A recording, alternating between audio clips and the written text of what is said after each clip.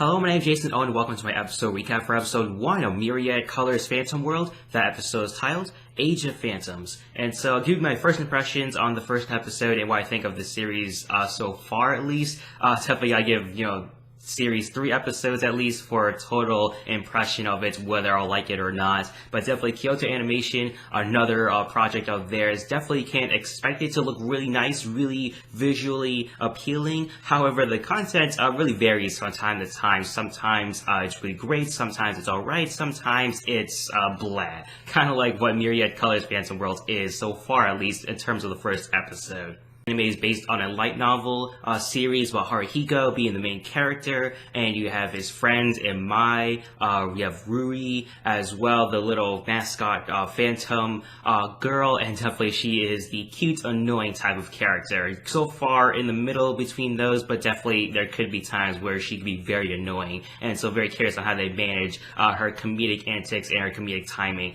for all the jokes that she comes in with. Basically, in this world, the brains of all the characters and the people in the world, they have perceived things differently because a virus broke out, having the human brain change so that now people can see phantoms in real life. And I do like the things they do visually with this, with the pixel-like, Minecraft-like sort of world of all the phantoms, and mixing that in with the reality of that. So I really like how they did that in the beginning parts of the episode. They didn't really go back to that at all, so very curious how they mix that around, because I do like that sort of animation style they used there for a moment, at least in the first beginning parts of the first episode. But definitely most of this episode was more introduction to the world and more of phantoms and meeting new characters in Reina, and also in 2 other characters in Kurumi and her teddy bear Albrecht, and the red-haired girl in Kyoto who has her headphones on her neck, making her look too cool or something like that. So there just seemed like very hipster sort of look there for Kyoto. But definitely Kurumi and her teddy bear Albrecht. Probably Albrecht will become a real life phantom, probably a foil towards Ruru, perhaps, him being the serious type and her being the jokey sort of type there. And so lots of tropes and other things in light novel fantasy anime that we do see here in Myriad Colors Phantom World, and so nothing really new or exciting or interesting yet so far. Do here is that Haruhiko and Mai, they fight phantoms, and she fights the phantoms and Haruhiko steals the phantoms for their phantom hunting club. And so I guess their job is to create a sort of balance and coexistence within the phantoms. We don't really see any sort of coexistence at all so far. More of Mai fighting the first phantom, which had a really cool red sort of look to him, and also the limbo battle that they had at the end against the pole phantoms in the end of the episode, and they played limbo pretty much, and they sort of sealed them with Reina, her ability to sort of eat phantoms. And so I thought that was like a killing sort of method, but it could also be a sealing method as well, apparently, as showed in the end of the episode when she sucked in the pole phantoms. And so definitely it's a very interesting sort of animation look, because it's very similar to Inuyasha with the Phantom Tunnel, as I mentioned online through like the internet. I saw that connection. I kind of made that connection myself. It definitely makes sense of the Kyoto Animation work here. Started taking bits and pieces of their other works and adding it onto here, especially the character designs as well. Sort of thought it was interesting this episode, at least with the sort of self-referential sort of lines here, one of which was with Ruri mocking Haruhiko's story, saying that your stories always go off on tangents. So is that like foreshadowing sort of line here where the story will just go off in tangents, just go off little misadventures perhaps, and so that could be a foreshadowing line there from Ruri. Another line was when Haruhiko was meeting Reina for the first time, he like ran across very fast to catch her when she like tripped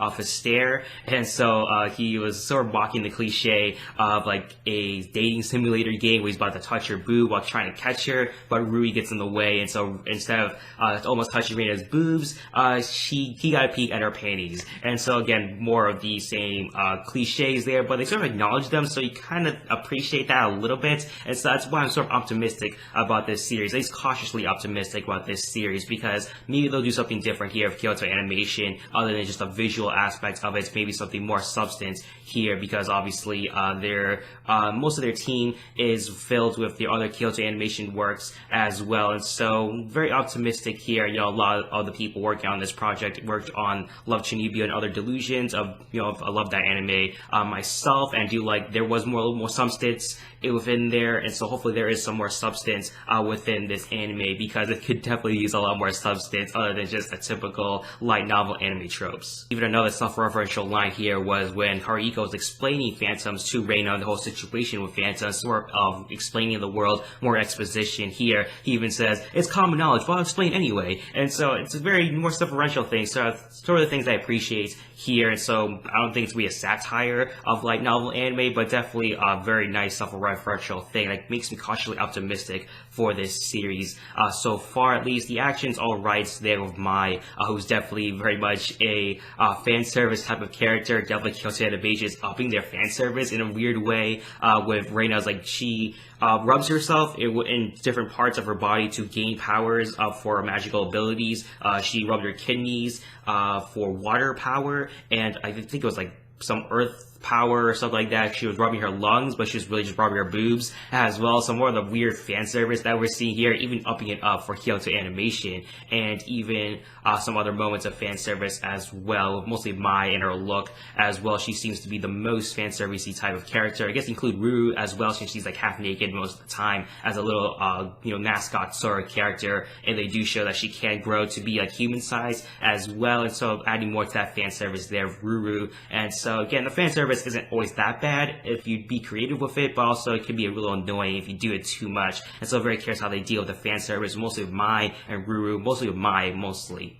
For a first impression of this series, it kind of is a lot more like the fantasy light novel anime tropes that we typically see in a lot of these type of anime. Kyoto Animation sort of ups it with the animation and the visual aspects of it, but however, the substance at least isn't really being shown. Again, it's the first episode, and so not a lot of substance can be shown right away in the first episode, so hopefully as the series goes along, there's a lot more substance towards this series. But for rating for the first episode, I'm giving this one a 4 out of 10. I wasn't really too impressed with the first episode. A little cool things here and there with the self-referential stuff and some of the other aspects of the show in terms of dialogue, in terms of what the characters are saying. However, not much of what I'm seeing except for the visual aspects of Kyoto Animation. Just more of the substance isn't really there so far. Just more of the generic light novel fantasy tropes that we're seeing, but more of the visual aspects of Kyoto Animation really shows itself here, as it typically does with Kyoto Animation works. And so hopefully there's more substance in the future, but again, you have to wait like 2 or more 3 episodes here to see whether this series can go in a good direction or not. So what are your guys' first impressions of this series so far? Put all your thoughts and opinions in the comment section down below. Also, don't forget to rate this video, subscribe to my show if you have not already. Also, share this video as well. It really helps me out. I really appreciate that.